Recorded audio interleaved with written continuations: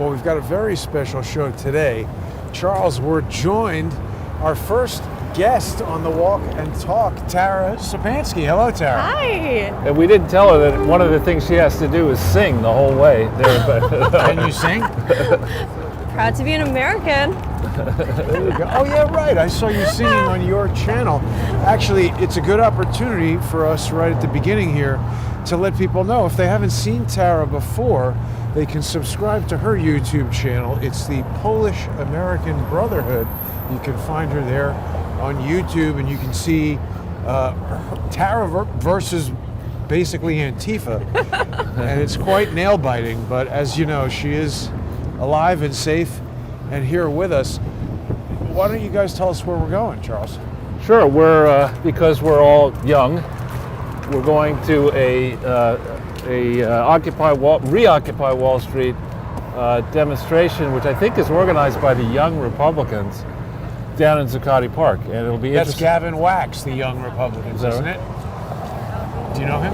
I'm not sure. Well, we'll see when we get down there. I did see the flyer though posted over in Eventbrite. We can go. Yeah.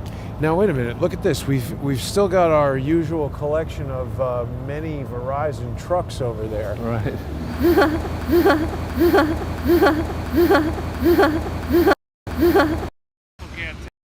Sorry, we lost the sound already 2 seconds in. Each week I'm doing things to try to mitigate these problems.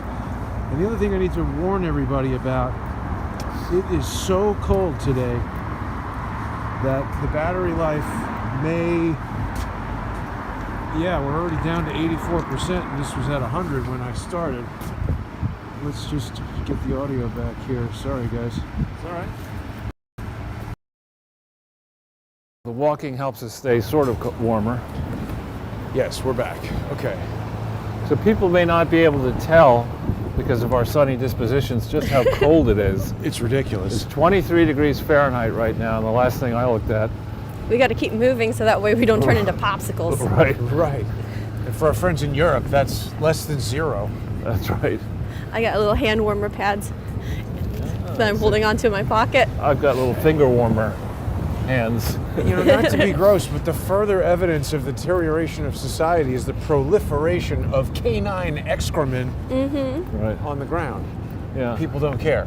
Exactly. And some people want penthouses, some people want apartments where you can look at all that stuff. And of course, why clean it up? You know, wear a mask. Don't wear a mask. Has Fauci studied if dog poop can transfer coronavirus? Sure, we'll find out about that. He's going to be recommending the dogs to wear masks pretty soon. Well, now they're recommending 4 masks, but my gosh. I think if you're going for that anal swab, you're going to need the 5th mask. Jesus.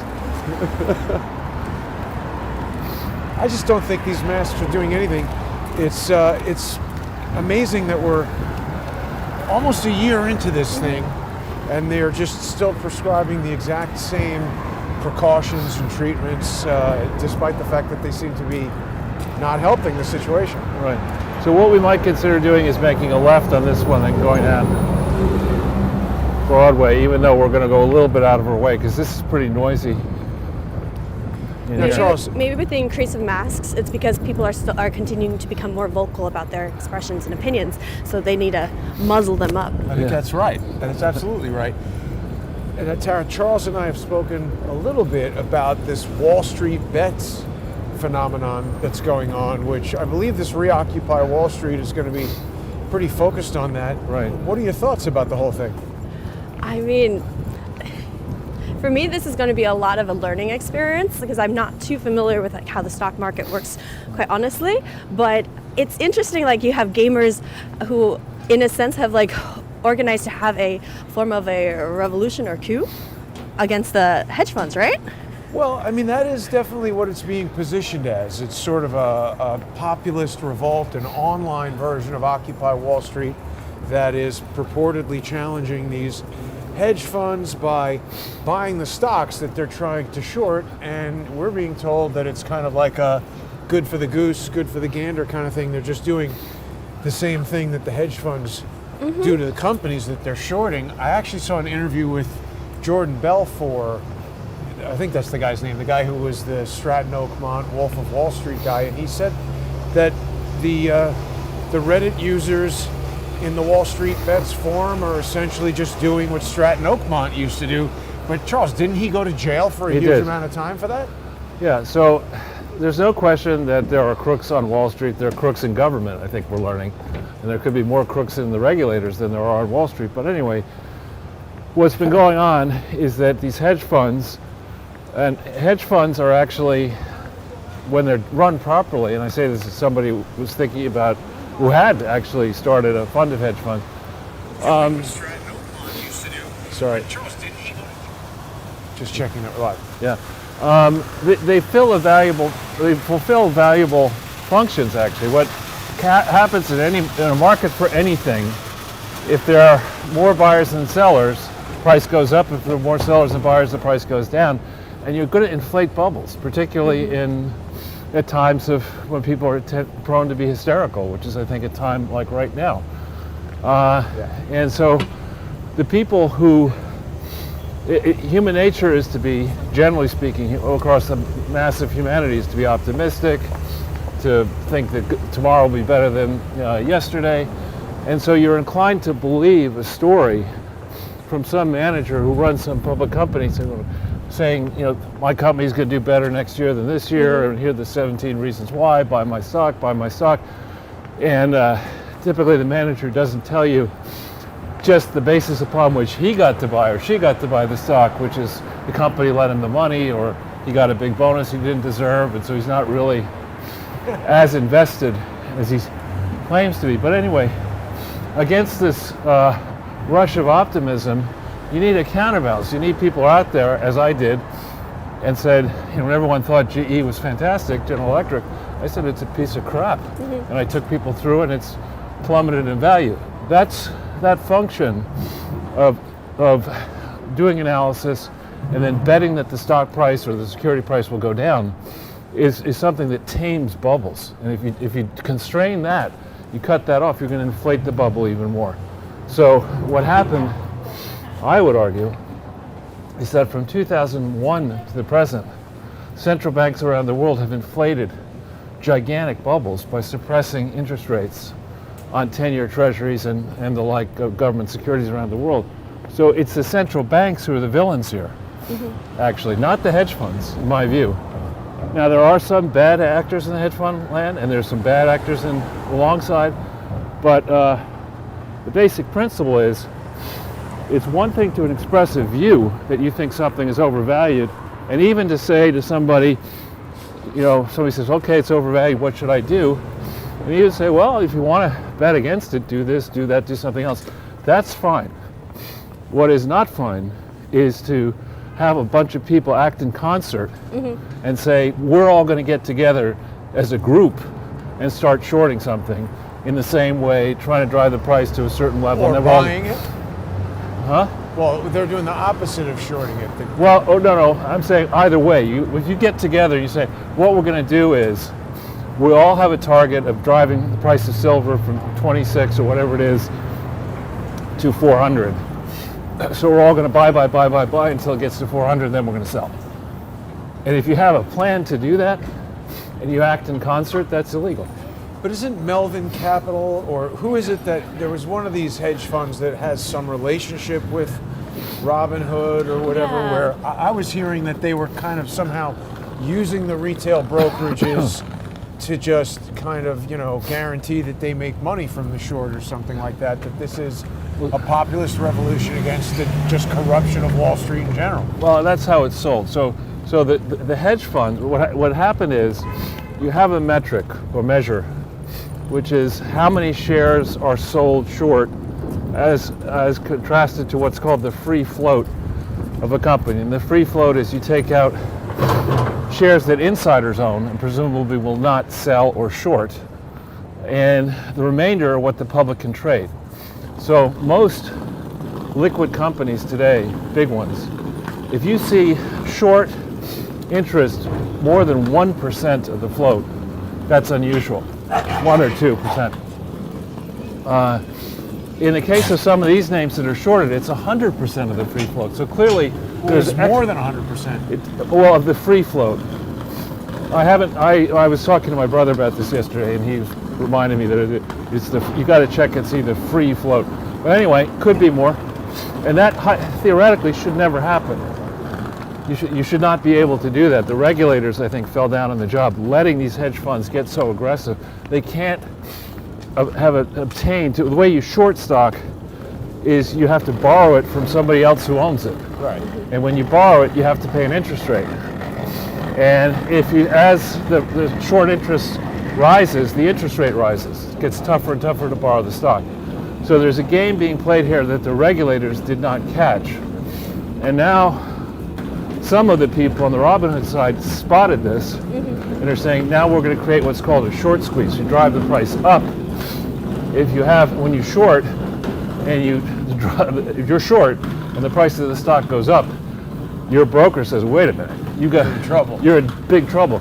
You have to sell everything as much as possible to cover your exposure and you get this rocket ride up in this short squeeze, which is what they're trying to create now, I gather, in silver, in the silver ETF. Well, I think they said that it's happening to a lot of different markets with Dogecoin, and there was American Airlines was one of them for a while. Nokia. So, I mean, it seems like this is a movement that's going to continue to go. And you know, Charles, I don't think we know enough about it yet to really come to a conclusion, but I agree with you that there's a lot to be suspicious of, and I think people should keep in mind that Bill Ayers was very involved with Occupy Wall Street. Right. And if this is a digital evolution of that movement, I think we should consider that, you know, the Weather Underground and their objectives may be part of it, which is just to create chaos and roil the market and ultimately destroy Wall Street. Right. Right. And as I think happened on January 6th down in Washington, D.C., when you have a movement that's gathering for peaceful purposes, it's quite possible for people dressed like that guy up there with a backpack to hijack the movement and say, you know, we want the headline that says young Republicans burn down X, Y, and Z, and these people are not actually young Republicans. That guy just crashed into the phone booth or something. So with Robinhood, they were they stopped the sale of some of the stocks on That's that, right? the other thing we need to ask Charles about is the potential illegality of Robinhood manipulating the sales of these things. Yeah, so the issue I think in that is you were unable to buy more GameStop. But you could still sell it. Yeah. I mean, so aren't they controlling the price by doing that?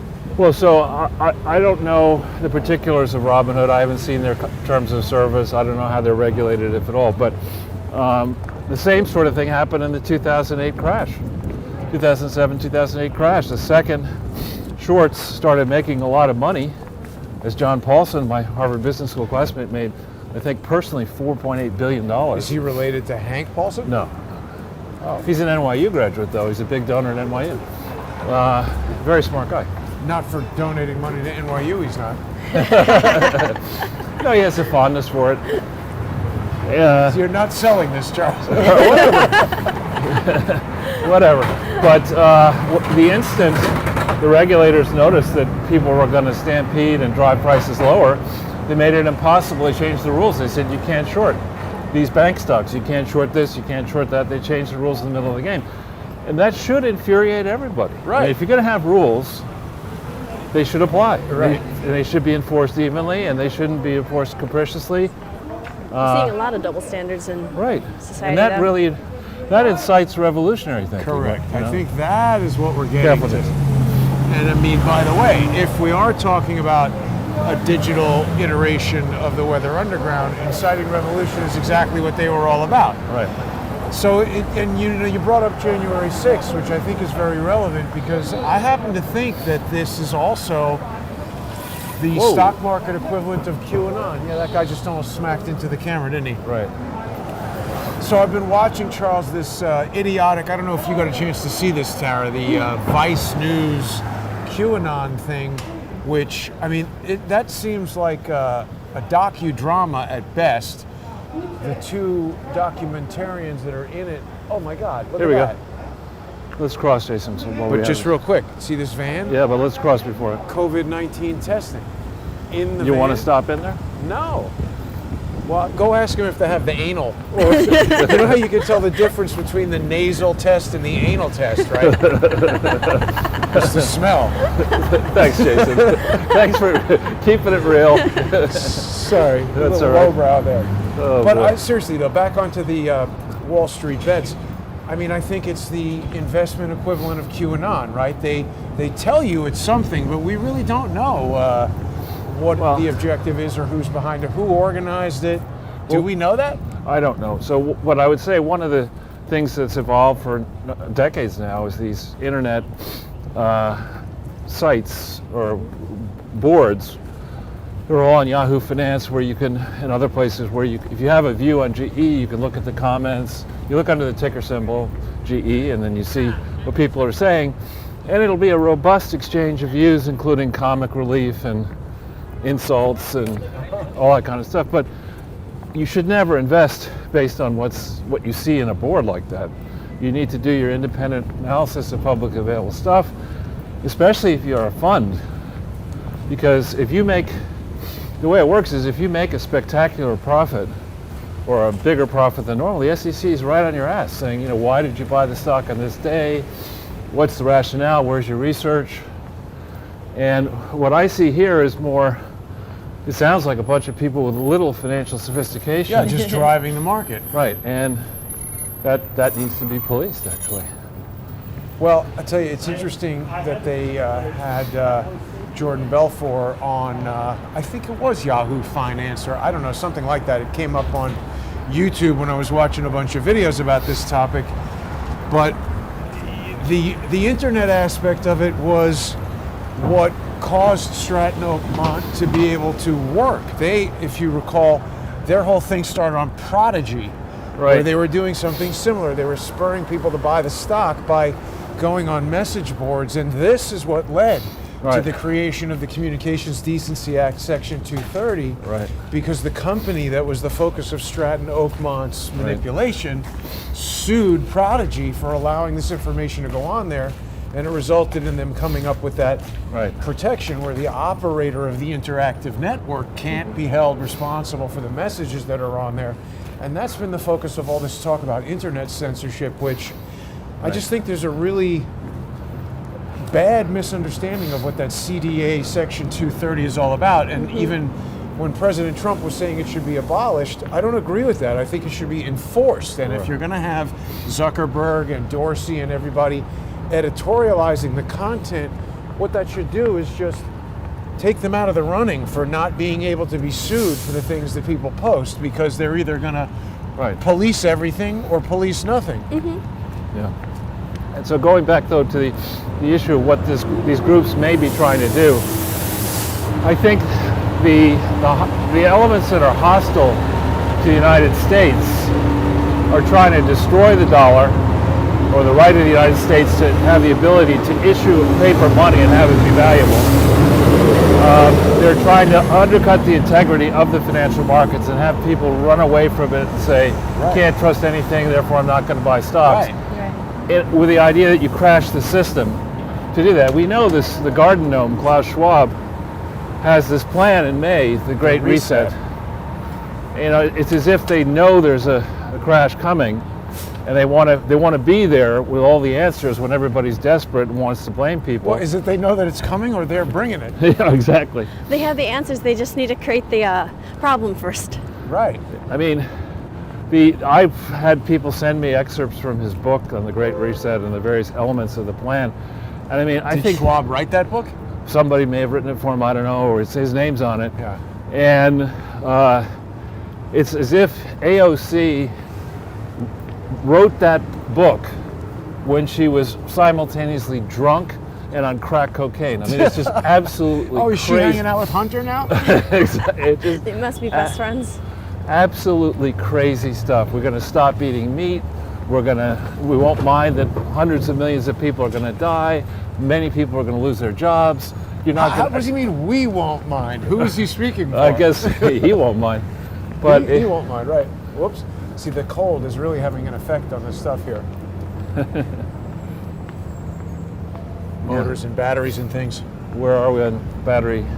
Oh, 86%. It's heating up 86. now, I guess. Well, because it was full, so it's... And here we have that's Oh, wow, Freedom great Tower. view. We better not necessarily stay too long in the front of the oncoming car. in the middle of the street, yeah. But I like for people to be able to see the...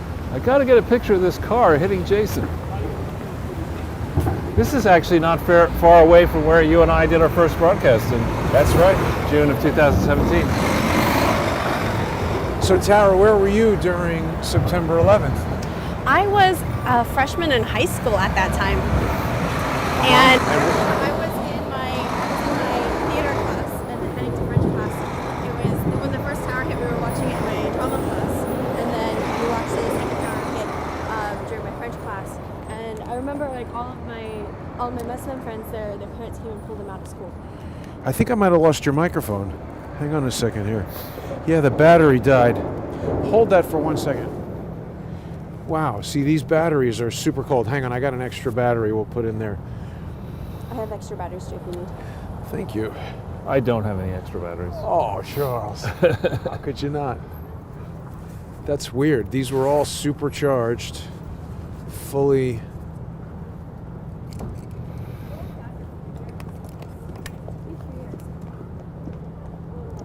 Car. Sorry, you were saying. No problem. This one's working? Another production credit for me. Yeah, it's back. Thank you, Charles. No problem. Don't drop it. That's excellent advice.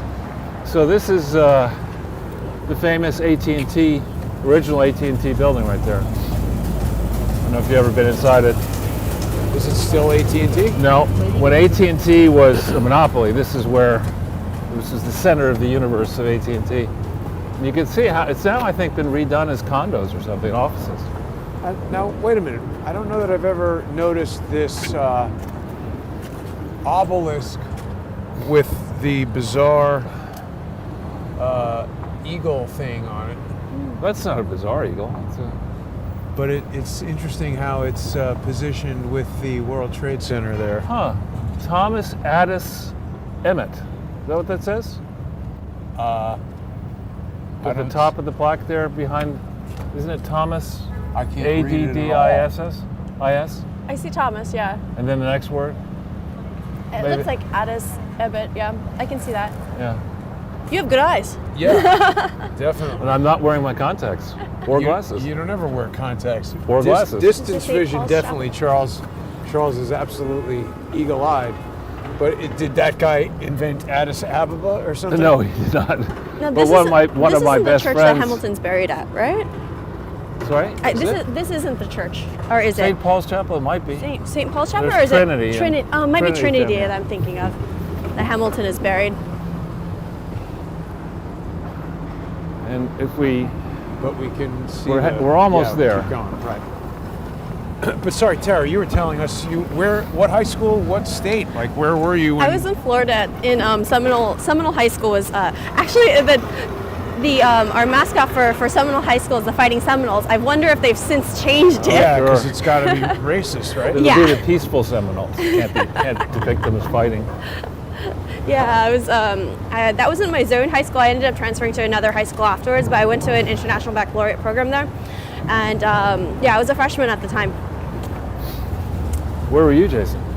I was in the apartment that we broadcast from all the time, Really? eating Cheerios, and my mom called me and said, turn on the TV, and I did, and then was watching the TV, and the second plane hit, and I went up to the roof of the building where we did our Right. first or second interview, and I watched it burn from up there. Yeah. I was in my New York office on a conference call with my Dublin office, and I had scheduled, reluctantly for a life insurance thing I had to get a blood test.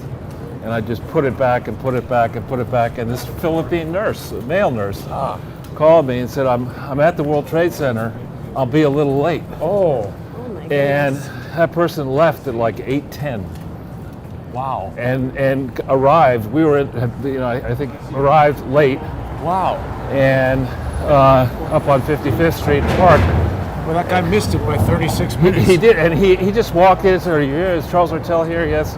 It's time to do X, Y, Z. And I said, do you have any idea how lucky you are? And we turned to let him in to watch the TV. He had no idea what had happened. Wow.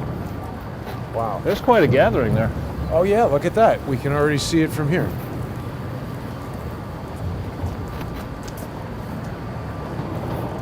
That is quite a gathering.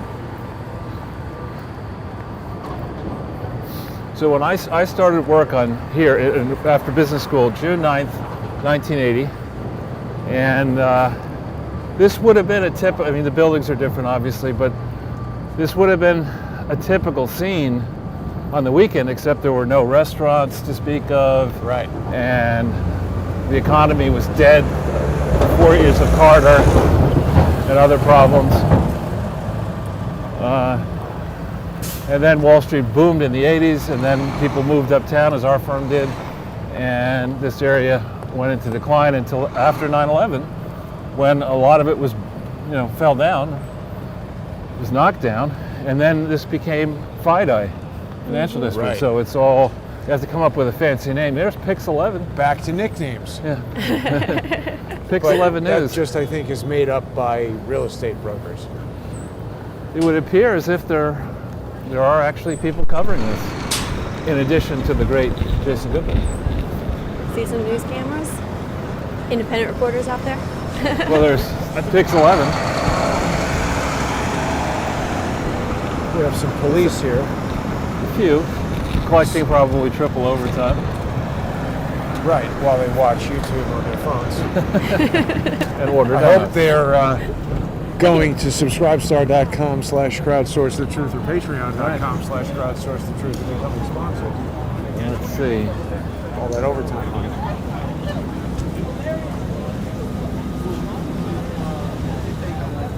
See what we have by way of somebody speaking, I think, over there, Jason. That's a lad from Barely Informed. Who is that? A lad from Barely Informed yeah. with a They're lad. making, what's the case now? That Was they're he talking to saying that they Zach have to shut Voorhees? down Who is he talking to? I think they were saying that he didn't protect the Right. I don't know. I know I that think there's the a main lot of people speaker is government over right here, now on Jason. both sides of the aisle that are pretty pissed off about them. So I think that's Gavin. Oh yeah, with the Robin Hood hat. Robin Hood is based here in New York. She has jurisdiction. The Attorney General of New York should investigate these crooks. She should seize their records. She should seize their text messages, their phone calls, whatever it is. Do a thorough investigation. Upend their offices wherever the hell they are. Maybe- offices are in New York. They're like on 59th. Beautiful, 59th Street. All right, so Tish Jason's go to 59th Street. Hold on. It's a long walk, guys. That's a schlep. Is that It's cold and that's a schlep. But anyway, Yeah. she has to go into those Yeah, offices yeah, it is. and see what the hell happened. She the will red become hat, a Curtis national Lewa. hero. And I What's his name? guarantee you, This guy speaking? if she Yeah. did Gavin that, Wax. she will get praise from Republicans and Democrats alike because we're looking, where's the aspiring attorney general? Where are these prosecutors? You're looking at a red meat issue right here. This is an issue everyone wants to get you behind. see? I have Antifa guys here just being like whispering like, yeah, I'm cool with this. This is good. This is good. If you could get both sides of this divided country behind an issue, what the hell are you doing? This is red meat. This is just waiting for you to run with it. So I hope the Attorney General gets involved. I hope they expose this corruption because it's utter nonsense what's going on. Utter nonsense. And what are we going to do if these You're a leaders, better reporter than them. if these leaders don't do what they're supposed to do? What are we going to do? You cannot be silent and don't become a doomer, all right? There's change. Yes, change always happens. There's been worse times in history, so don't get all doomy, don't give up, don't be pathetic, don't complain, don't kvetch, just go out, do things like this. This is a Sunday morning. I'm sure you guys could be having mimosas or something somewhere, maybe some of you. But just continue to put the pressure on. Hold the line. There's tons of we have so much in front of us with social media, with the apps you can still buy, stocks on. There's plenty we could do. We cost them $70 billion in a matter of weeks. So there's plenty that could be done. So don't give up the fight. All right, guys, you want to say anything? No? All right. Thank you all for coming. We'll be here schmoozing, doing one thing. Oh, all right. Curtis Lee wants to say something. Oh man, here we go. One Man. last thing, Tell him. just as a memory muscle, and you've done a great job. You've really done a great thank you. I job appreciate putting it. this all Thank you. together. What did they say in 2008? Remember about the whales on Wall Street? They're too big to fail. That's right. Remember that? They were too big to fail. So we, the average people, had to bail them out. Now that the hedge fund monsters have been caught in this situation where they don't want a level playing field, they shut down all trading. They shut down all social networks. They say that the people who invested their money, oh, it was all stimulus money, while they were sitting at home eating their Lay's potato chips and Oreos, growing barnacles. Cooperman. Right, growing barnacles on their backside. Well, guess what? They're being protected because it's thought they're too big to fail. Guess what? They need to fail. There needs to be fiscal pain compliance, because that is the only language that they understand. You lose your money like we lost our tax dollars in 2008, like investors, because you're short the stock, like Goldman Sachs sells you a portfolio, then comes back, shorts the stock, and runs away with all the moolah shmoolah. A double ufa to all of you. Thank you. Of course. Give him a round of applause. He's running but yeah, it's nonsense. We have Vishboro wants to say a few words. I just want to say a few words. The elites in this country have ruined our freedoms, and we need to stand. We need to stand together as Americans. Not a left or right issue, it's an us versus them issue. We will stand against managed decline. They know that they can make money whether America goes up or down, and so now they want America to go down and cash out of everything that this place is worth, and we are not going to let them do it anymore. We are taking a stand now, and we will keep fighting until our freedoms are realized and we are given what we were promised, and that's the American dream. Amen. Occupy Wall Street. And I would love to see them bail out the small pizzerias, the restaurants, the bars. No one cares about them. These guys are committing suicide. They've lost everything. They've lost their homes. They've lost the ability to support their families. All right, you're the hedge fund guy. You lost some money. All right, sell your second home on the South Fork. Sell your Hamptons place. Stop going on your vacations. You guys have enough to fall back on. What about the little guy? We've seen the biggest rise in poverty and unemployment and business closures in a century. And we're supposed to shed tears for these guys because they lost a bet? Give me a break. They lost their bet. They're idiots. They should have done better. That's what they tell us. When the little guy gets screwed, oh, too bad, try harder, pull it up by the bootstraps in their rigged game, in their rigged system. They have all these financial instruments, these financial securities that allow them to make money the way no one else can make money. In such a rapid pace that no one else can compete. Robinhood was supposed to be the good thing. Robinhood was supposed to allow the regular people to play the same game these big boys are playing. But instead, we were all taken for schmucks, and they screwed us. They prevented us from making an honest buck, and now they're laughing at us. But they're not going to be laughing forever, because what the Wall Street Bets guys showed is that you could really have collective action to take a sledgehammer to these guys, and I hope it continues. So again, thank you. I think we're done with our lineup of speakers, but we're going to be hanging out. Gavin, who's in charge of Wall Street Bets?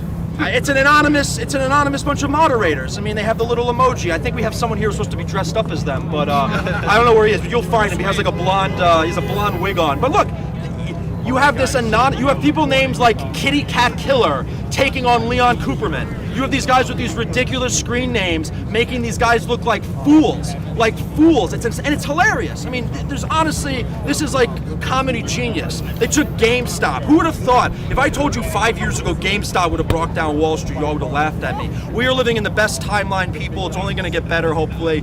So thank you all for coming out. Any questions, though, before we end? All right, cool. Thank you, guys. Appreciate it. Yeah. Let's go talk to Curtis Lee. If our leaders don't do their jobs, we'll do their jobs.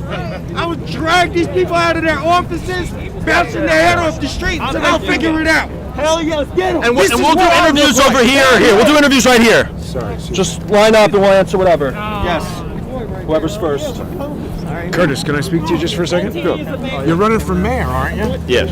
Now, so you've been a staple in New York City forever, right? I mean, when did the Guardian Angels start? 1979, so February 13th will be our 42nd anniversary. Now, you remember very clearly when the Weather Underground was doing their business in New York City, blowing up buildings, threatening Wall Street, threatening the cops. Bernadine Dorn gave a audio-recorded manifesto on cassette to a radio station that said, guard your banks, guard your airplanes, guard your schools. How do we know that this anonymous movement with Wall Street bets isn't some disruptive Weather Underground style attack on the whole system in general?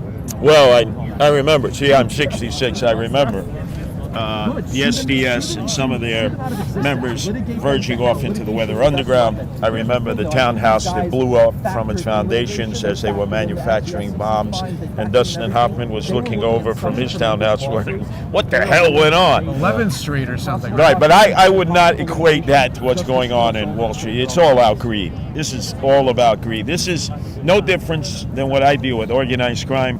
The bananas, when they would pump and dump penny stocks, and everybody on Wall Street had blinders on to that because they were making money off of it. Even though they knew it was organized crime that was robbing investors. I mean, they knew there were degenerate gamblers out there who would bet the horses and would bet penny stocks. And they sold them a too good to be true scenario. So the bananas could do it with the permission of Wall Street.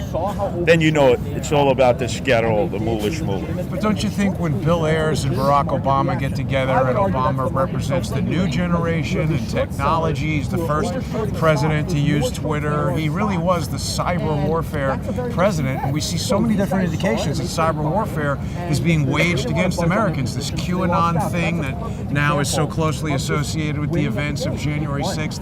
I mean, I don't mean to belabor the point, but I see this Wall Street bets as the QAnon equivalent, the financial QAnon phenomenon where everybody gets involved not knowing who's behind it, and we're rooting for it, we're rooting against it, but we don't really know what the objective is. I'm a little more of a student of history on that. Goes back to the robber barons when they controlled the steel industry, the coal industry, the railroads, and they were monopolies. Like at that time, you go back to Rockefeller, when it was actually Henry Ford who took Rockefeller to court because he had a complete monopoly. So the point is, history is just repeating itself.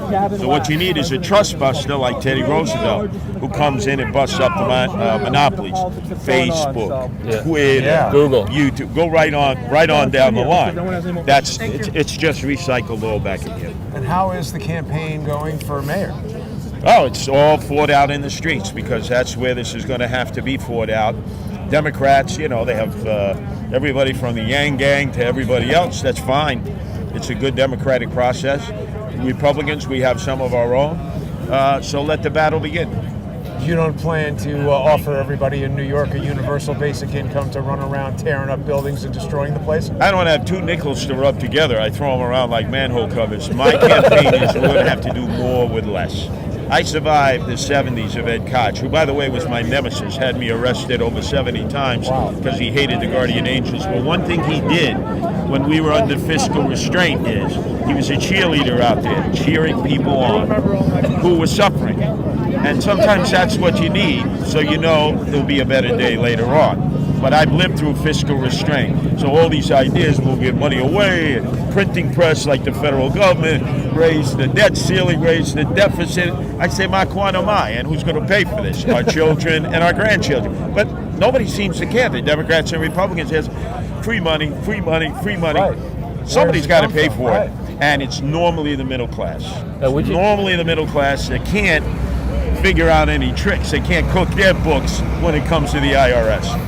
Why would you say, I'm 65, I've lived here most of my life, would you say, as I believe, that de Blasio is by far and away the worst mayor that we've ever seen? Or would That's you saying a lot. Yeah, I lived through Lindsay, he was Shonda, Dinkins, double Shonda. De Blasio's right up there. But then again, remember, who mentored de Blasio? Dinkins. Oh boy. So the student is like the teacher, but Lindsay, oh my God, was he udis gratia, as we would say? Yeah, he was. So I know when everybody says, oh, the worst, I said, we've had quite a few worse mayors, and he's one of them. Yeah, but the schedule is state of the city address and not even show up. I mean, that's like... Yeah, well, look, I'd rather not look. I got to look at him every day at 12 o'clock, with his updates, and it's so depressing. Right. I'd rather not see the guy any longer. So can you promise us that if you're elected mayor, you won't give your wife or girlfriend $800 million and just say, you don't have to tell me what you're going to do with it? Or... Oh, you mean Thrive, the $1.25 billion they can't answer for. Right. No. It's not going to be like that. Good. I live 320 square feet apartment with my wife and 13 rescue cats. Nice. One of the advantages of being mayor is I'll have a little more space at Gracie Mansion to bring in more cats from the shelters to make sure they don't get executed. That's the other thing. No dog, no cat will be educated in any of the New York City shelters any longer. You talk about a horror. You talk about a death camp. 72 hours and then there's no reprieve from Andrew Evil Eyes Cuomo. They're dead, weren't they? And that's going to stop. Good. Wow. How can people learn more about the mayoral campaign? Of Curtis Sliwa? Well, you got to listen to me on WABC radio every day from 12 to 3, and then obviously all you got to do is the one thing they haven't put you in yet, Facebook jail, Twitter jail, right? They haven't put you in Google jail. You can Google me and see everything that I've done, especially the things politically, to lead up to this mayoral run. Curtis Sliwa for mayor, 1,050% New York. Who else can so adeptly move between Italian and Yiddish but Curtis? And survived lead poisoning. Exactly. Never getting shot by the mob. The guy who's in Gambino took a licking and came back ticking. Congratulations and good luck to you on your run for mayor, Curtis. Thanks for everything you're doing. Thank you for your time.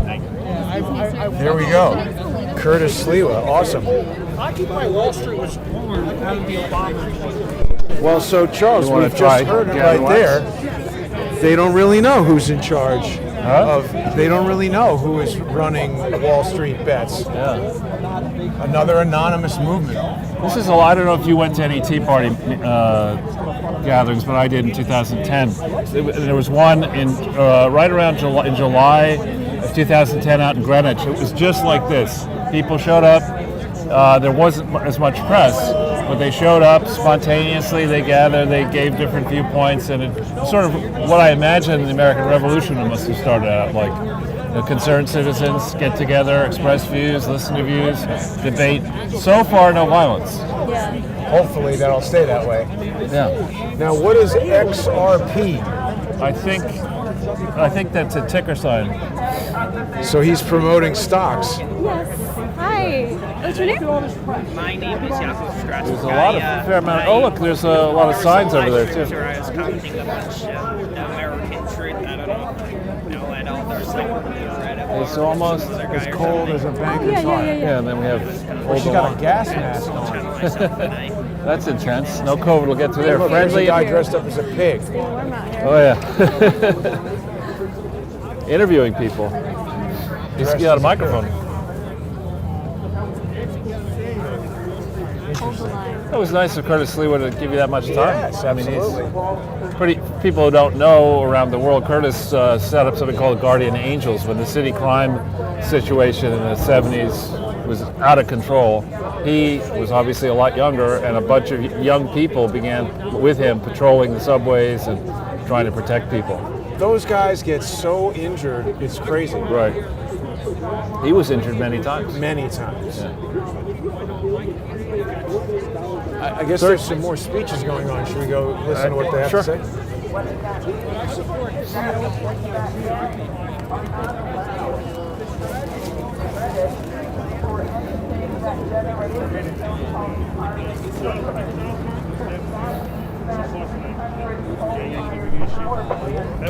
It's this lady there. South Korea just canceled the coal-fired power plant in South Africa. People in South Africa are dying of starvation. They're dying of COVID. They need energy. And the banks are going to dictate no energy, no industry. You can have solar panels and windmills. People like Cuomo, de Blasio, Schumer, who I'm running against, have proposed covering all of Long Island with solar panels, which would not even generate enough electricity to fry an egg. You certainly can't make solar panels from a solar panel economy. As I said, I'm Diane Sarah, a candidate against Chuck Schumer, independent. I am an associate of the late Lyndon LaRouche, who spent 5 years in jail as a result of going up against this establishment. The first policy we need is to reinstate the Glass-Steagall Act. What about that? That's a good We idea. have to separate the banks. Your savings and loan bank should not be allowed to speculate on Wall Street with your money. You want to know why it costs $1 million to park in New York City? Or $500,000 to cross the bridge? Because we are paying debt service to this giant Wall Street bubble. So it's tremendous that there has been a fight, but look behind the curtain, because I think JP Morgan Chase and BlackRock, people know BlackRock, Larry Fink, BlackRock was given the right to administer $4 trillion of the COVID relief program from the New York Federal Reserve. So we want to make sure that the hedge funds and the banks do not run a dictatorship of this nation. And we've got to get our sovereignty back with Glass-Steagall. We've got to nationalize the Federal Reserve, clean them out, make it transparent. And we need trillions of dollars for high-speed rail, nuclear power. We need millions of productive jobs in this country. Thank you. We don't need high-speed rail. Why not? Absurd. What if it could go in a tunnel made by Elon Musk at 500 miles an hour and replace an airplane? Well, it's a big if. You got to get underneath the buildings and the houses. In the Northeast, our friend from the railroad industry can explain to you in great detail that it's just the cost of doing it is so prohibitive. And when you contrast having your own car or mode of transport with having to go and adapt to somebody else's schedule on a train, Americans aren't going to do that. That's not, unless you're forced to do it or become slaves. I think if they make the self-driving car fully work, all that stuff goes out the window because you can just go to sleep in your car and wake up wherever you want to be. Right. Exactly. Well, it's actually not as many people here as I thought there would be. Right. What we could do, Jason, to make it interesting, if you want, we could walk around the former World Trade Center site. Sure, yeah. It looks like some more of the Guardian Angels have arrived there with Curtis. Is there anybody else here you think we should speak with, Charles? I don't know. Tara, anybody you see? That's my friend Steven from Ponce's Point over there. Can go and say hi. Sure. Steven. Want to talk to him? Sure. Yeah. I think I've seen you on there, right? Nice seeing you. Hey, what's up? Oh yeah, you guys have done shows together. How are you? Hey, nice to meet you. Nice to meet you. Nice to meet you. I'm Charles. Sorry. Nice to meet you. So you guys have done shows together, right? Definitely we have. Sorry, let me get the level turned up. That woman was on a bullhorn. Is this James? Jason. Jason. Yes. Yes, you told me about you. Nice to meet you, Jason. Nice to meet you. So what do you think about the whole Wall Street bets situation? I think we could have done this a long time ago. I think the general public had the same power that they had now to move a stock in the direction they wanted to against what these hedge funds and firms originally wanted the stock to sway. So I think it's unprecedented, but I think it's also setting an example for us to do it again. If people in mass congregate and come together and they say, well, let's jump on AMC, let's jump on Nokia or GameStop, again, onto other stocks, we could definitely do this again. So just as somebody who comes out of that world, I'd say you want to say it differently. If your objective is to buy stock based on a rationale that you think it's be worth more, you should just say, I think this is undervalued and I'm buying it. The second you cross into territory and say, let's together jump on GameStop, you're breaking the law. And you don't want to do that. Well, it's hard to prove if the general public is getting together and doing it because let's say a company comes out with a product and a lot of people tend to like the product, right? Then people start to invest and buy stocks in said company. Is that illegal because a mass amount of people are just buying into it, colluding? I'm saying the let's jump in. The second you write those words down on the internet and you exchange it in a message, you created evidence and incriminating yourself. That's my point. You don't want to do that on a message board. You want to make up your own legal advice. Just based on a long career on Wall Street. You don't want to do that, and that's the error. Just because the short guys are doing it and they're breaking the law, you should not also break the law. You should instead just say, I think GameStop is undervalued. Put something up on Twitter that says that, or whatever you use. But using it through a message board is very, very dangerous. Well, it's hard to prove though. I mean, I understand where you're coming from. It's hard to prove though. So let's say you have several firms colluding, which is the word you have to say, colluding to work together to move the market the direction they want it. So they sit on a lot of capital. They sit on a lot of cash in order to do so. The general public usually doesn't have that much cash to sit on. So you need more people, more numbers to do so. It's going to be harder to prove. Although I guess it is. You can argue it is illegal. It's harder to prove the intent was there. It's easy to prove if firms do it, but it's harder to prove if the general public does it. Yeah, I guess. I mean, just when I started on Wall Street, it was a long time ago. Every deal I did, buying and selling a company as an advisor, the SEC would investigate. And they had, I was in a database of what college did I go to, what business school, who were my roommates, where did I live, etc. And that's way pre-internet. So they have that now. Your Facebook account. They know everything they need to know about you, and you have to execute the trade somehow. So you're going to execute that online. They have a record of when you did that. They can tie it to the message you sent, and if they want retroactively to make an example of you, they can do it. That's what I'm saying. I'm somebody who believes for your benefit, for my benefit, securities should be fairly priced and valued and traded, right? Because that's one portion of your retirement, should you ever be fortunate to have a retirement, will be a pile of securities. You don't want the market for that to be, influenced either by Robinhood or by the short guys. You want it to be real price discovery. And that's what I personally am fighting for.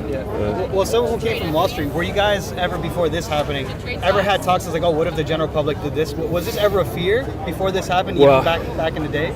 So I work for a firm called Dillon Reed, which actually was right over there, and it was a powerful firm in the day. Not before I got there, less powerful when I got there. And the first day I showed up, they said, listen, the top guys said, look, here's the runway that you're going to work on. You do not come to the side of the runway. You don't peer over here into illegal territory. You stay right in the middle of this runway your entire career. If we see you hedging over there, you're fired. You're fired with prejudice. So, I mean, this is before Glass-Steagall. This is when Glass-Steagall operated, and when I became a partner, my own capital was in the business, and all my securities had to be in an account in the place. If the firm went down, I was in deep trouble. So it was a very different conservative firm. Right. Well, I'm sure a lot of people are interested. So, for example, Melvin Financial, they're one of the big ones that went into bankruptcy, right? So, Melvin Financial is an LLC. If they file for bankruptcy because, margin calls come in, they owe money to the clearinghouses, technically, because they have to pay off these losses. Right. When Melvin Financial goes into bankruptcy, is there anyone that's individually liable? Because when it's an LLC, it runs off the company's social security, the EIN. So it doesn't really affect anybody per se, right? It's just more like it's just more when it comes to reputation. Sorry, distracted by the pig. Most funds. Melvin may be the general partner, the entity that's the general partner of the fund. They have limited partners. So when you're the managing partner or the general partner of a fund like Melvin Capital, you have unlimited liability, particularly if it can be shown. I mean, you try to paper it over, but at the end of the day, when your investors come to you and say, you lost 80% of you, Melvin, lost 80% of my money, and I'm pissed off, especially if your investors are the large state pension funds, which are very, very big, they have unlimited resources to go after the GP. So I don't think these guys will escape scot-free. And I think actually the people we ought to go after are not so much the funds, though I have ties to people in funds. It's the Federal Reserve, it's the central bank, it's the people who want to borrow trillions of dollars that we don't have, that you guys are going to have to pay off in 40 years. I mean, those are the people we need to go after, who suppressed interest rates, driven up asset values, and put us in a place where the dollar can be destroyed. And those are the people who really need focus. And that's, the Wall Street stuff is small money. Government debt volumes are gigantic. I mean, we're talking $28 trillion on federal government debt or federal and state government debt. Then you're talking for the nation as a whole. When I was a kid, you didn't borrow. You couldn't use credit cards and things like that. And the risk preferences have shifted. So now people have gigantic student loans, businesses borrow too much, banks borrow too much, governments borrow too much. That's what we should be focusing on. Do you anticipate these firms getting bailed out by government? Because historically they've been. Not hedge funds. Hedge funds have not really. But the banking industry, the finance industry has. It should be. Right, that's the argument people make. So do you anticipate?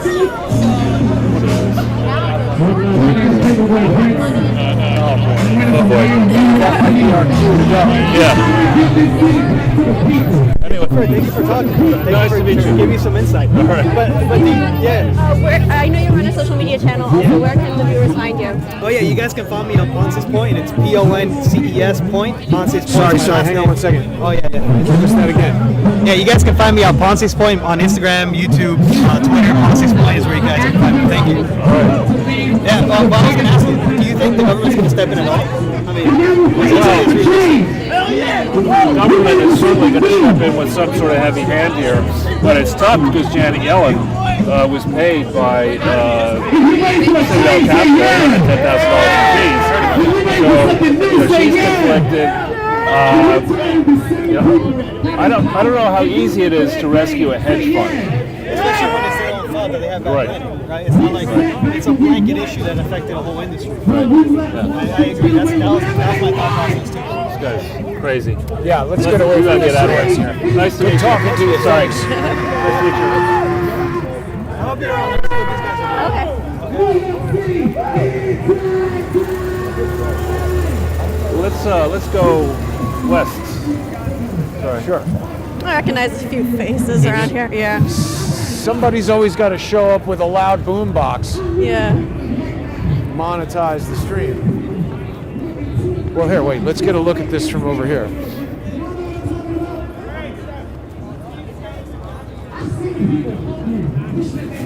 Wow, there's a guy wearing shorts. He's crazy. But must be from Alaska.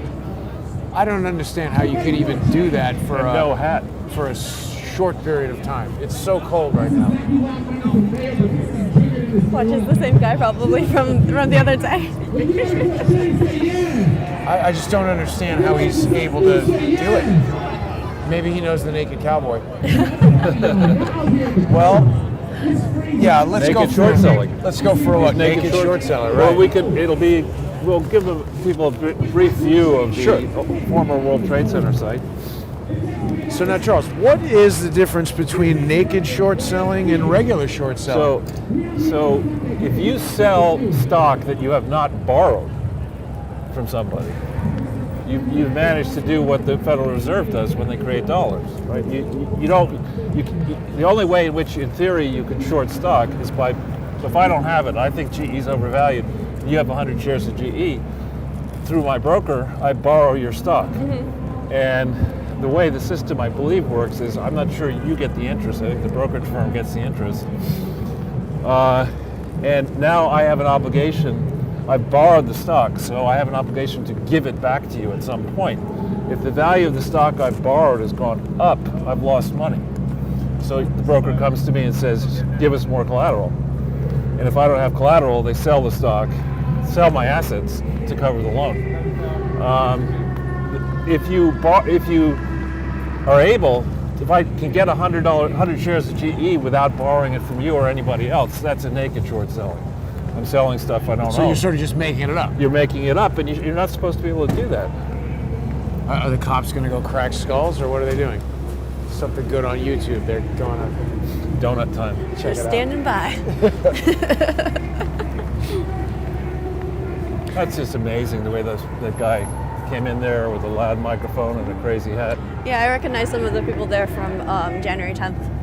Who's the guy with the crazy outfit? Is he The dreadlocks and I'm Who's not sure speaking now? about the guy in the dreadlocks, but I definitely recognize the guy in the pig hat. who is he? He's one of them that was chasing me on January 10th. Really? Yeah. He's but an Antifa guy? He's Antifa BLM. I see he's probably one of their reporters because he interviews, but in a very harassing way. Well, he's wearing a pig outfit. Yeah. He's So anti-cop, right? Yeah, he's anti-cop. He was harassing the police that day. He was shoving the microphone in my face and way too close for comfort, as everyone else was that day. Do you want to go beat him up? Kind of, but I'd like to watch I feel that. like now that my hands are free and I'm not holding my gear, let's make it fair, right? Just kidding. See, the reason why I keep coming back to this really feeling like a social engineering operation and not some virtuous Robin Hood style, not the trading company, but the stealing from the rich and giving to the poor. It just feels very contrived to me. And I do really believe that the Weather Underground has become much more technologically sophisticated than they were. I think that Antifa, that pig mask, that comes from that whole movement. Black Panthers and the Weather Underground were pigs in a blanket, listen to them fry kind of thing, or whatever that mantra was that they had. That's where that mask comes from. And, Bill Ayers was very involved in Occupy Wall Street. Obama, very involved with this Clear Force. Jim Jones created that. Oh.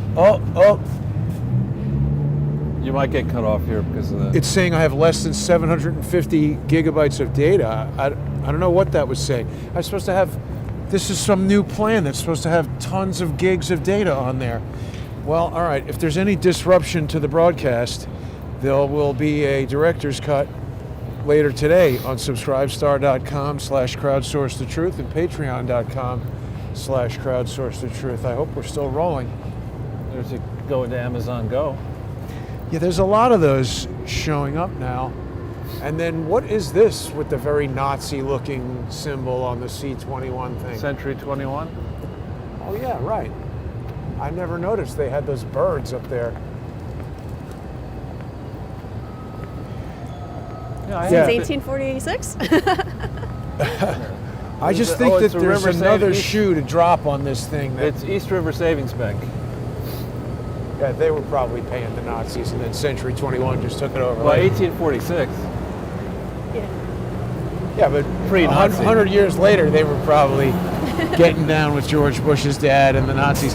But I feel, Charles, like there's another shoe to drop on this Wall Street Bets thing that hasn't hit yet. I don't know. Well, I mean, we're in the middle of earnings season now.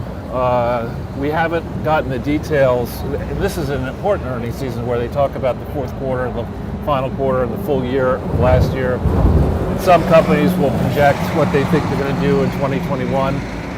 In my mind, only a fool would try to do that. We have no idea what's going to happen with legislation. Particularly now, yeah. Domestic economy, international economy, geopolitics.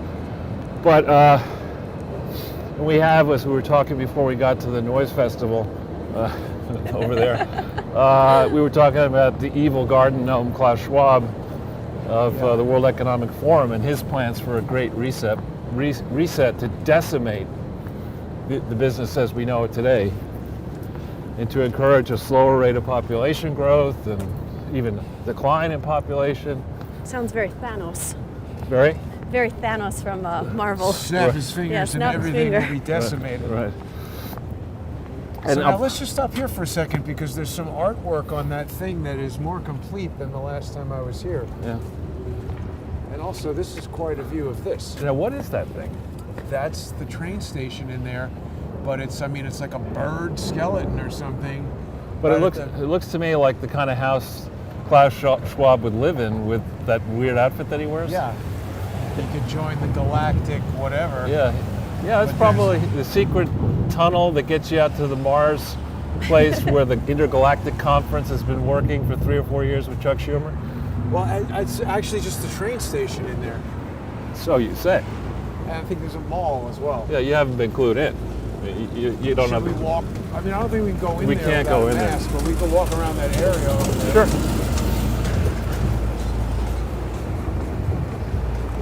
And then, so what other nonsense has President Dumb Joe going to do this week, John? Well, we'll talk about that in a second, but I just wanted to remind you, did you see Bill Gates' thing? I don't know if I saw it. What did he He gave a remark somewhere. He said, well, he's very disappointed and shocked that people are accusing him and Dr. Fauci of conspiring together, and that they don't understand the great work that he's doing with the Gates Foundation. Only a conspiracy theorist could believe that what he's doing is evil. Did he say that? More or less. Wow. Not exactly those words, but What do you think about Bill Gates, Tara? So anybody who's against what he says or doesn't like the guy, they're just going to be a conspiracy theorist, in other words. That's the way they're going to cancel everybody. It's like, you know, if you disagree with orthodoxy, whatever it may be, on any subject, you're a conspiracy theorist. Yeah, that's what Vice was saying about me. I mean, meanwhile, they're the ones who are spewing false statements and supporting Robert David Steele, Manuel Chavez, Thomas Schoenberger, and a litany of other dopes. Well, and really, probably happened before this, but Hillary Clinton, that's how she stiff-armed the Monica Lewinsky stuff in the very beginning. Said she was a conspiracy theorist? No, she said, she went on with, I think the Today Show, was it? And said, you know, my husband's enemies are a vast right-wing conspiracy that's been after me and my husband for years. But how is that not a conspiracy theory to say that?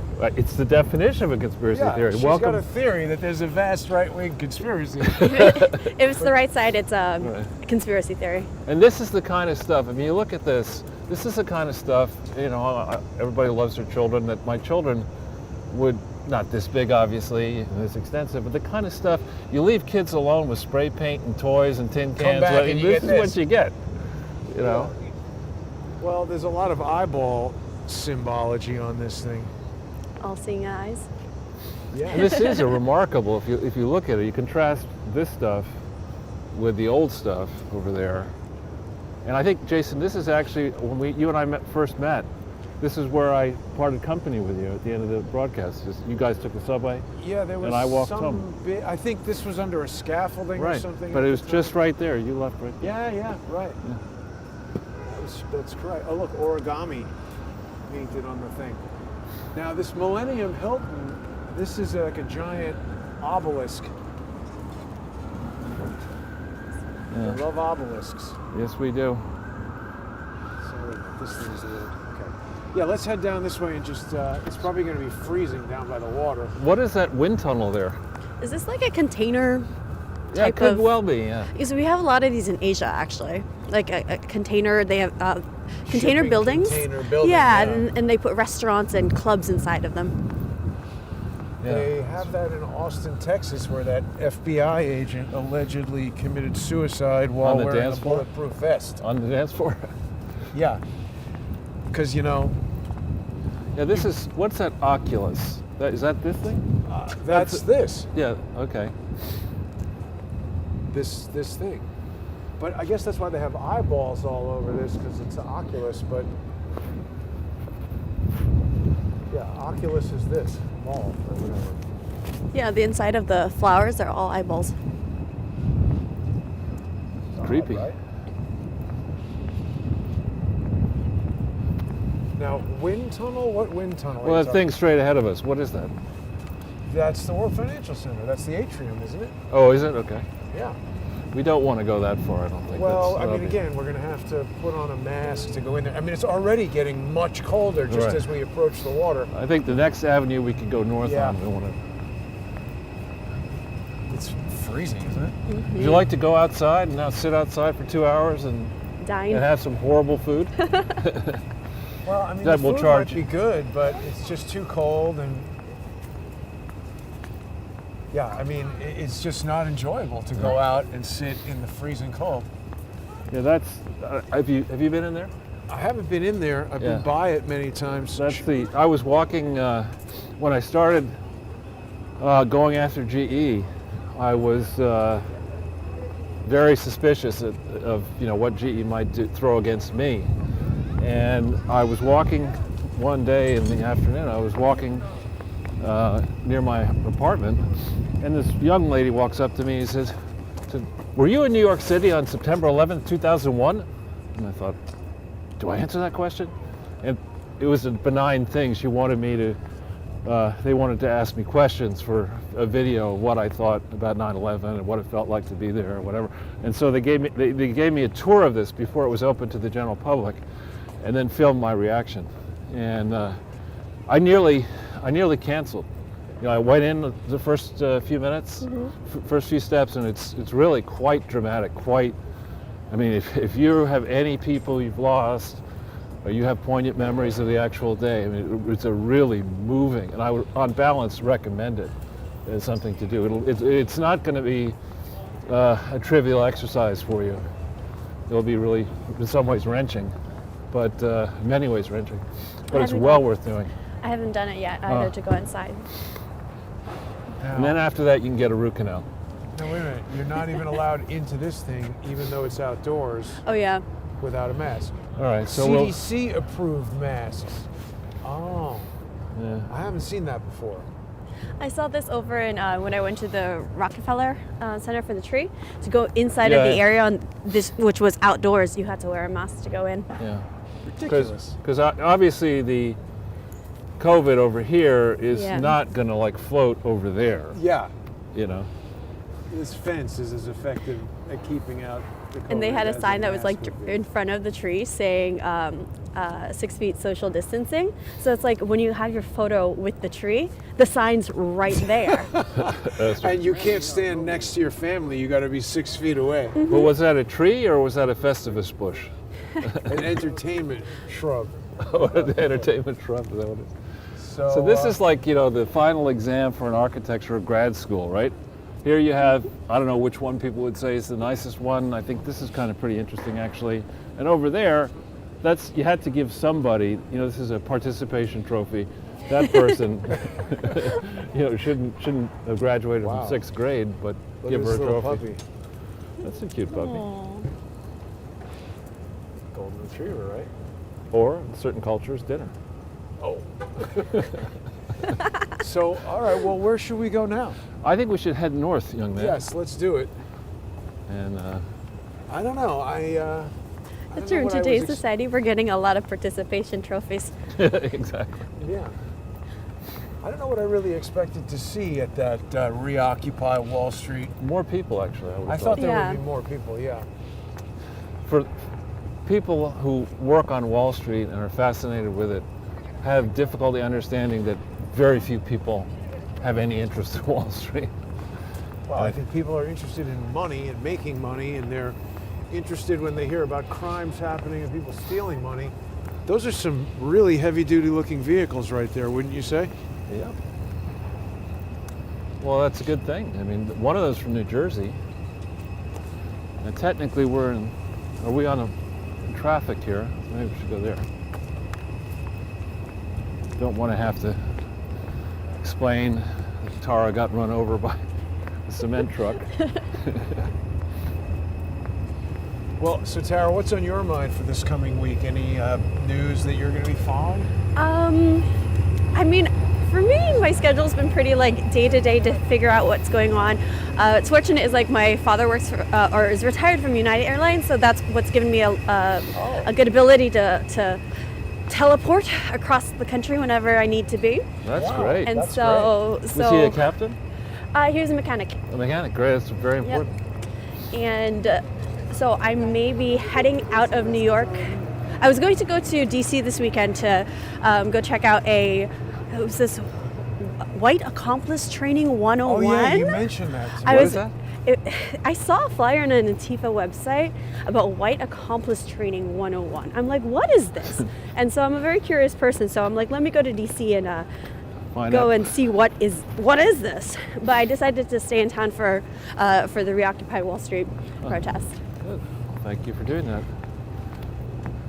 But I have been living out of a suitcase for the last month. So if nothing else is going on, I may just be a normal person and go see my family. Yeah, I mean, that's something I haven't seen my parents in like a year. Yeah. It's definitely the longest time in my Really? entire A whole life. year? Wow. Yeah, I mean, you know, haven't gotten on a plane. I do think, Charles, the last time I was on a plane was our trip to Norway. It's a year ago. Yeah. Oh, this is nice and warm. Is it? Stay here for a while.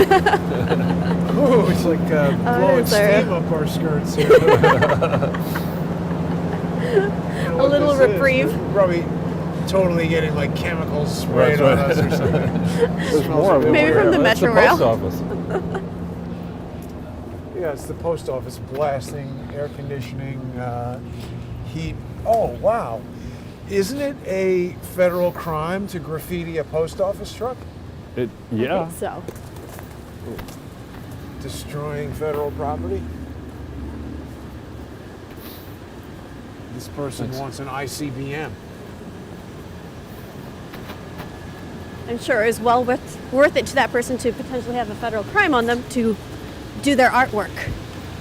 Well, I mean, it's just another example that the streets are not under the control of those that are here to enforce the law.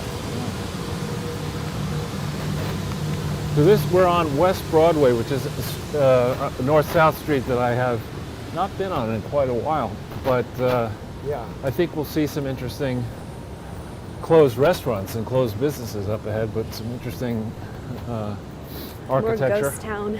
Yeah. I guess I need to go get another chip. This was supposed to have 15 gigs on it. I gotta call AT&T when I get back to the apartment. You could have each of your subscribers call AT&T and say, "What's up with us?" No, don't do that. It'll just make me wait on hold longer. These guys were You can see smoking the dope. Empire State Building all the way up there. The guys who walked past us were smoking dope. Oh, well, that's nothing new. In Times Square, when you walk past that area, like every 2 seconds somebody's offering you to try to sell it to you. Really? Wow, that hasn't happened to me. Are they working for Weed World? Oh, I saw that retail store open up. There's a few now, and they have a lot of trucks. Yeah, and I mean, I'm telling you, there's no shortage of dog Fertilizer. fertilizer, right?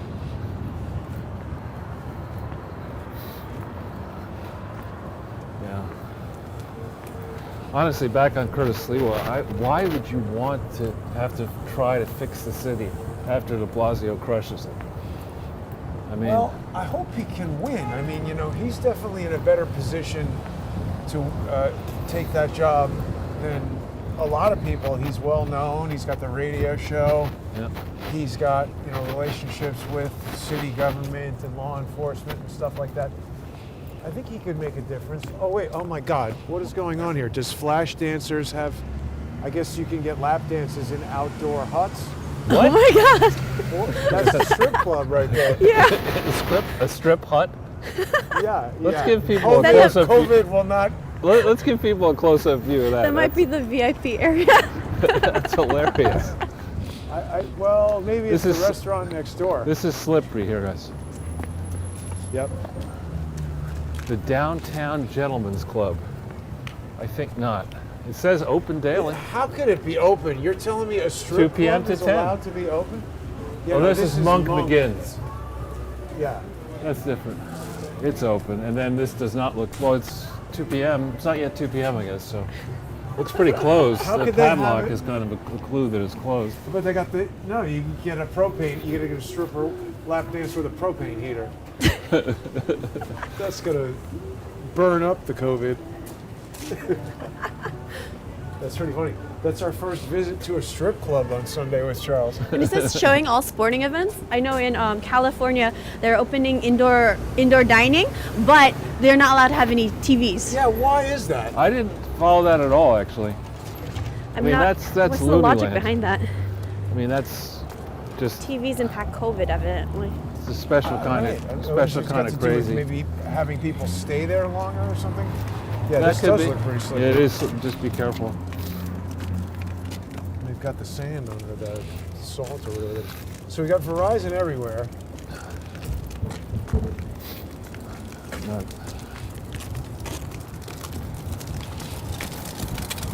A nice Caterpillar, whatever you call that thing. Is it a front loader? It's a backhoe. Backhoe? So, well, I don't know. What I know about construction equipment is extremely limited. Charles, what do we anticipate the SEC or whoever is going to do about all this come Monday? Have they done anything yet? Well, what we saw already, I did a small bit of trading last week, and I tried to execute a trade on Charles Schwab platform. I got one part of it done, but couldn't do the second part. So there were several days of interruption. And the real challenge is when you have massive imbalances in purchase orders versus available supply, how do you set the price of the security? So that kind of situation in certain securities could cause the trading to be shut down in that security temporarily. And President Dumb Joe has specifically said via his press secretary that he doesn't want to talk about this. yeah, that's He's sort of, come on, man. come on, man. I'm busy at my And then Listen it Fat comes out Chinese that restaurant. the press secretary's brother works for, I think, Citadel Capital. Right, Ken Griffin's firm. And then she deleted all references to him on LinkedIn, which is obviously the most direct way to deal with questions of integrity. Just delete it. Well, I mean, how did you like her response to the question? We've got a serious problem with this GameStop. What's the Biden administration going to do about it? And her response was, well, I'm very proud that we have the first female Treasury Secretary in America's history. It's like, that huh? doesn't answer the question. Huh? No more questions. Never mind. Maybe she's leafing through her notes and she's like, I'll get back to you later. I know, she just... Or how about Joe Biden saying, that it's a crime what Trump did with COVID, that 400 million, what did he say, 400,000 people have died, and we got to do things differently from day one on COVID, and then on day whatever when he wakes up, it's like, I can't change the trajectory of this problem. Oh, so you're going to give back your presidency then? Because that was the central premise. That was the New York City sheriffs. Well, they just resigned a lot of the executive orders that were already in place under Trump's administration. It's like, let me take credit for these ones. Yeah. Maybe he realized that Trump was actually doing a good job.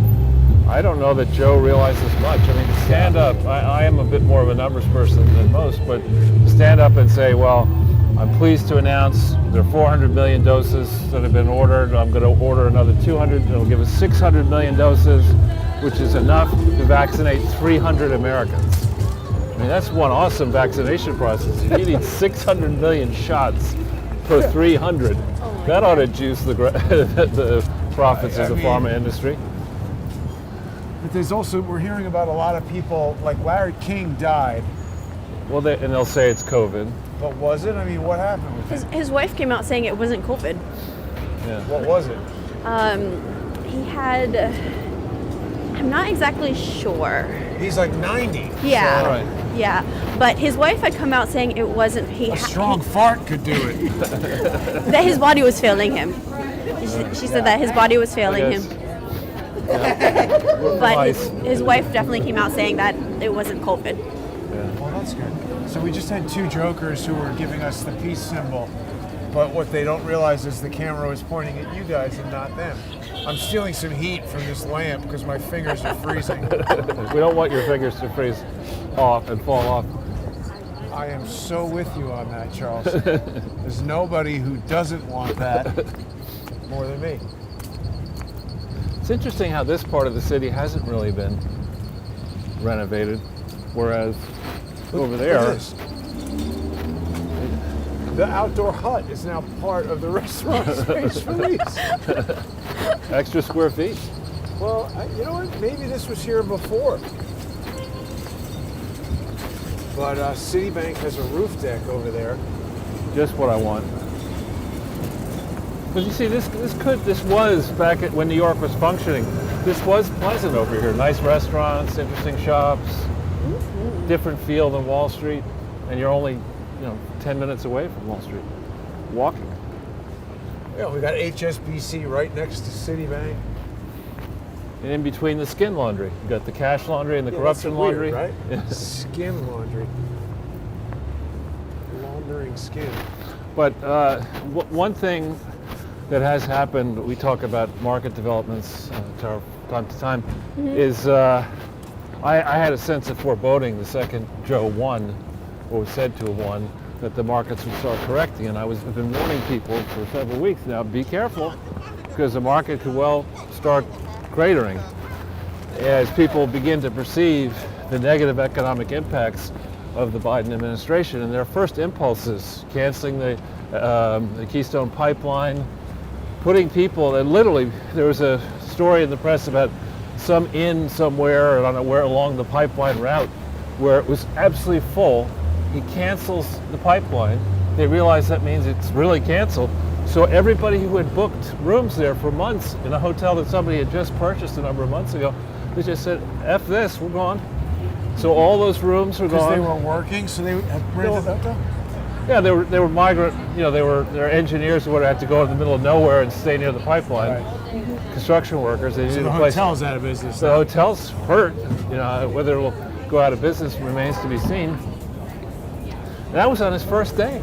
Yeah. He canceled that, and he's like, "What else can we rent? What else can we screw up?" Didn't Biden say something about how like using executive orders excessively or as a means of implementing something is like a form of a dictatorship? Right. Yet on his first day, he had 33 ready to go. Right. I heard that Pelosi had purchased some like stock also with like Tesla. Because like one of the executive orders is about electric cars for the government. Right. Yeah. Right. And that whole, under Republicans and Democrats alike, they haven't been able to discipline the inside trading impulses of not only the representatives and senators and the executive people, but their staffs. Under a theory that these people are doing God's work, they're working on behalf of America, how could they possibly be expected, to limit their trading activities? And it's just total rubbish. What you do is you create, nice.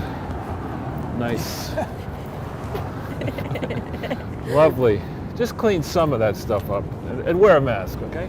Yeah. Oh boy. But you should be able, in fact, I know people who went into government there's more non-mask evidence. I know people who had a lot of money who went into government, and they realized very quickly that what you have to do is you put all of your investable assets into what's called a blind trust.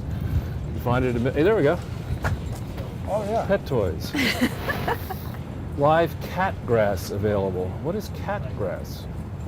I think it's to put in the house so they can be. AT&T keeps texting me that I have less than 250 megabytes available, so I think they're going to start throttling the network speed once the rest of it gets used up. So I'm not sure how that will impact the broadcast. If it stops it, people can check out a director's cut later today.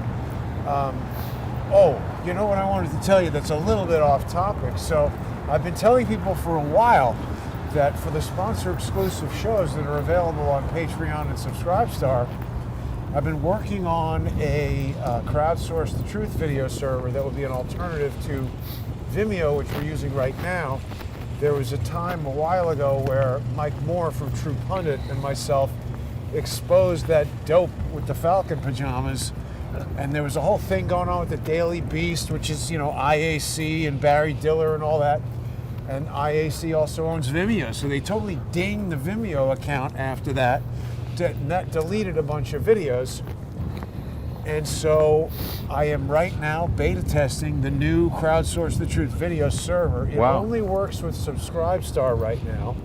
And for the first part of the test, what's happening is some of the legacy videos that were deleted are being restored. So people who are sponsors and are there on Subscribestar may start noticing those coming back up. I hope to have it implemented with Patreon pretty soon. And then live streams will eventually transition over to there. And if the ultimate, badness happens and the YouTube channel gets killed, perhaps everything will migrate over there. But people who are sponsors have made this possible. And now is a great time to jump in and become a sponsor so that I can continue developing that server. That's good.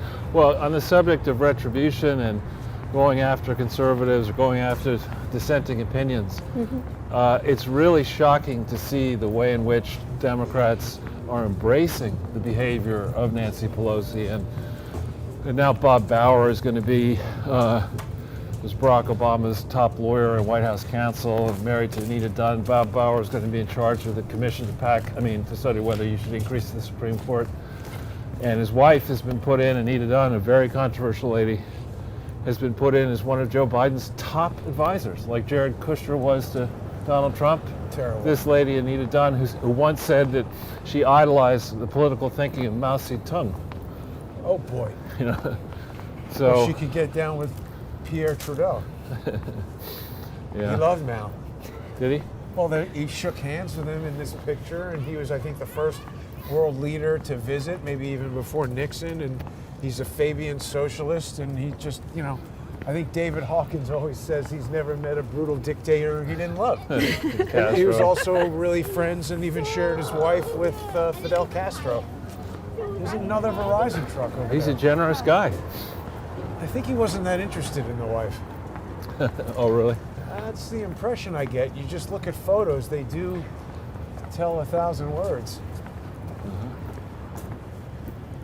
Yeah, this whole area is radically different than the last time I was here. Seems kind of nice, actually. A Yeah. bunch of falling down restaurants and buildings. Tribeca Tavern, eat. We are open. They are obviously not doing any Sunday brunch business. Well, you can have a leaf.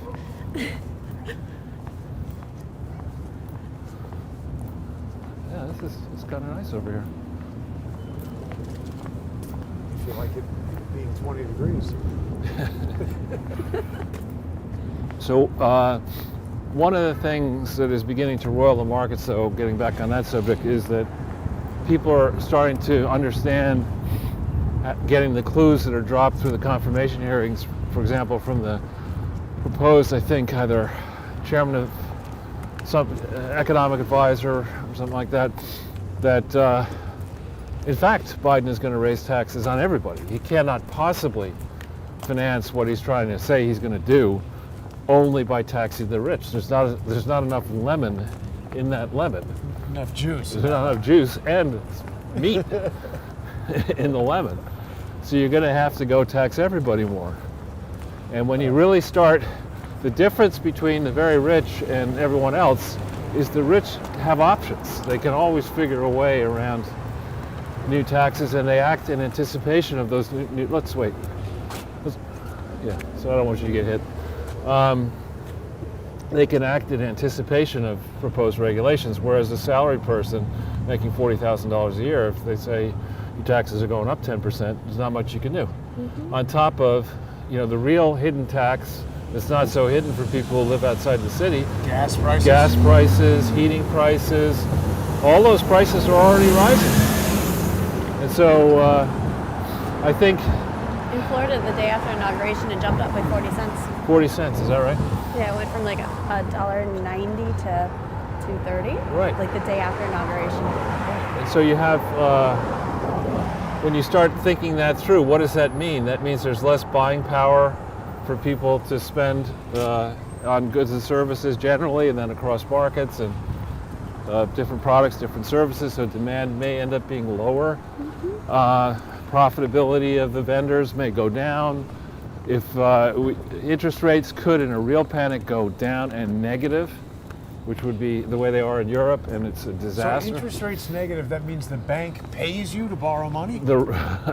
Well, I don't know if that's how it works, but when you deposit money... Wait a minute, something just happened.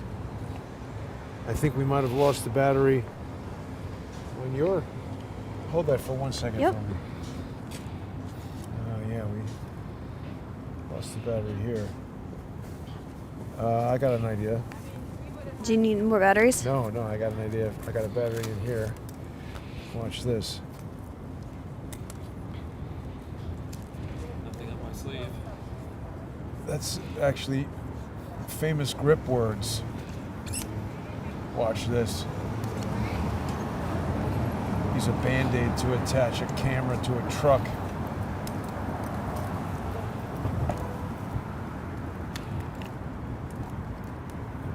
Try doing that in the cold, Jason. Yeah, it hurt real hard. I do need more batteries. These are both dead. I have double A's. That's so good. Thank you. Wow, it's like frozen. So as we've spoken about in the past, batteries have a gel in them that a chemical reaction occurs and electrons flow through the gel from a cathode to an anode. an anode to a cathode or something. And I guess when that gel gets super cold, the flow don't go. That's very scientific analysis. Yeah. Okay, I think you should be back now, Charles. I'm here. So I think I started to say that the people are trying to figure out or invest how much downward pressure there will be on earnings, what will happen to interest rates. I started to explain that when you have negative interest rates on deposits, you give your cash to the bank, and then you have to pay the bank for the privilege of giving them your cash. What? Who I know. would do that? People in Europe have been doing this under the great EU plan for several years now. Oh my God. You know, you're close to it, actually. I'm talking about you have to pay them an actual, write them a check or however you pay the money. And that's before you consider that the value, that there's inflation in dollars. And so not only are you having to pay the bank for the privilege to house your money, but goods and services are rising in cost. And so the dollars you get back a year from now are going to be worth less than the dollars of today. So it's to argue that that's like a good bad deal. Well, to argue that you're a brilliant government set of policymakers and that's the position you're in, is wrong. You're an idiot. There's a lot of people walking by making faces at us because we're rogues walking around without masks. Right. We can pretend we don't speak English. But they'll... Nie rozumiem angielskiego. So yeah, this is close by where that guy got beaten up from Atlanta. Oh yeah, from the Broad bus. Canal Street. I don't know where the buses come from Atlanta, but I had no idea that you could get a bus from Atlanta to anywhere but the Port Authority. and why you might want to take a bus. Oh, you know what it must have been? What? There are certain Chinese bus companies that don't stop at the actual bus station, and it's like $1 to go to Washington, D.C. or something, but you get beat up when you It's like a cartel. It's called a glutton for punishment bus company or something, right? Well, it's a good way to save money, I guess. Not counting the hospital bill. Right. Well, you know. But under socialized medicine, that won't be a problem. That's right.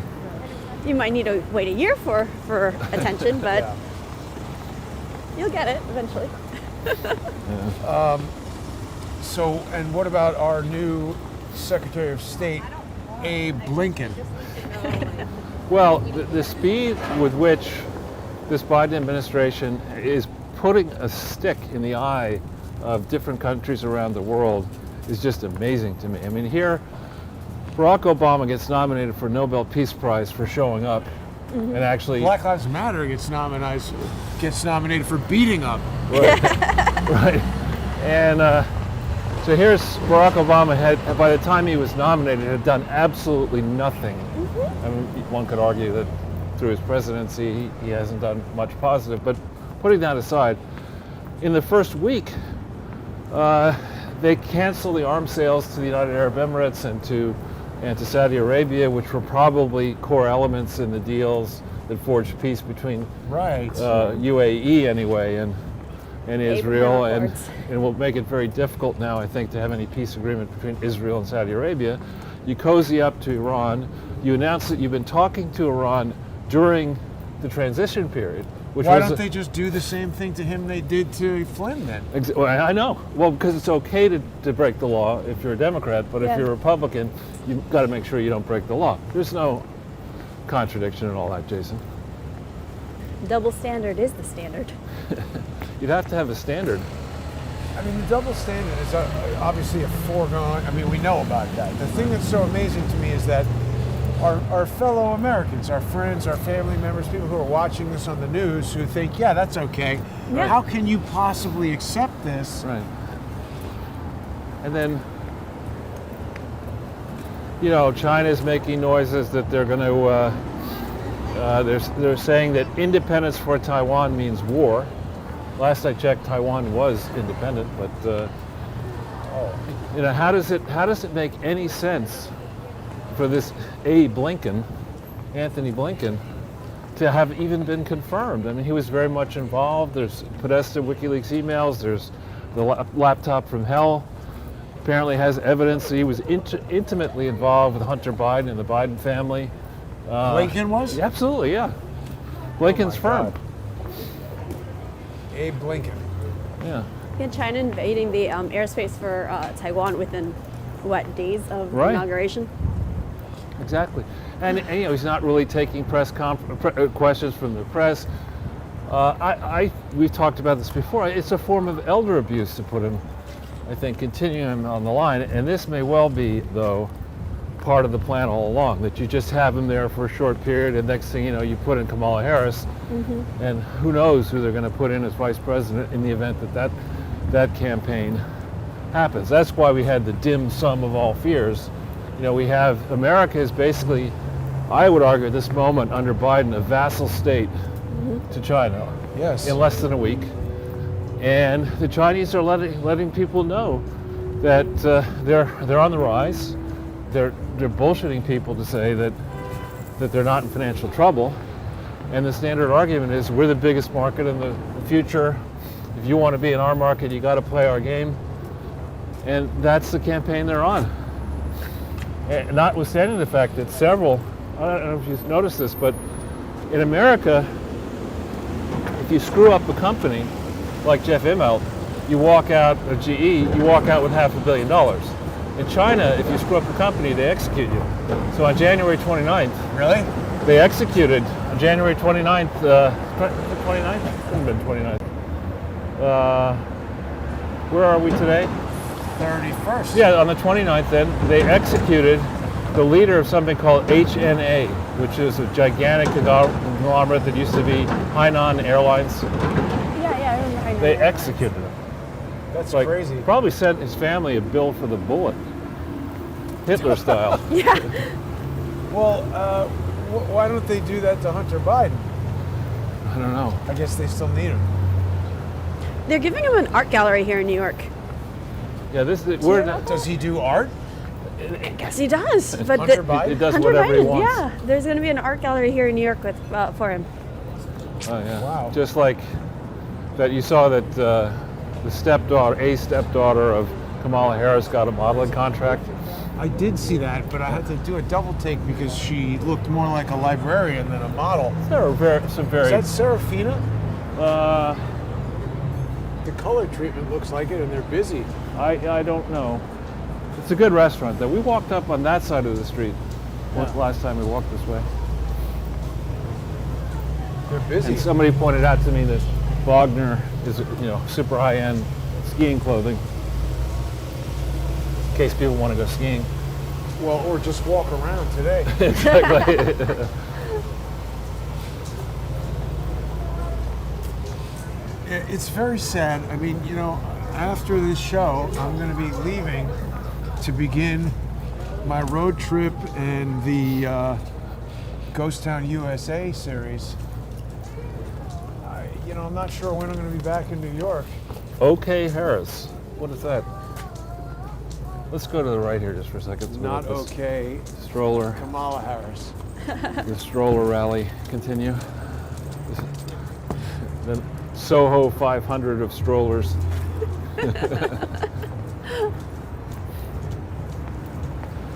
Yeah. But this, you could imagine in the good old days when you could actually congregate and have fun.